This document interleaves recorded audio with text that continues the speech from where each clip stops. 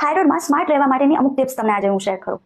ડોક્ટરે તમને જે પણ ગોળી સજેસ્ટ કરી હોય, જે પણ પાવરની ગોળી તમને સજેસ્ટ કરી હોય, તે જ તમારે લેવી જોઈએ. ગોળી હંમેશા સવારે ભૂખ્યા પેટે લેવી જોઈએ અને ચા નાસ્તો તેનાથી અડધીથી પોણી કલાકના ગેપ પછી જ રાખવો જોઈએ.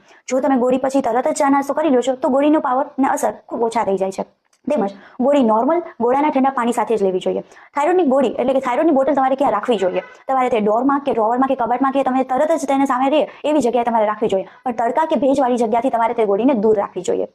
ડોક્ટરના કહ્યા અનુસાર 3 કે 4 મહિના પછી તમારે થાઇરોઇડનો વળી પાછો રિપોર્ટ કરાવવાનો હોય છે. માટે એક વખત ડોઝ તમને દીધા પછી અને અમુક સમય પછી વળી પાછો તમારે જ્યારે ટ્રીટમેન્ટ માટે આવવાનું હોય ત્યારે નિયમિત તમારે તે સારવાર લેવી જોઈએ.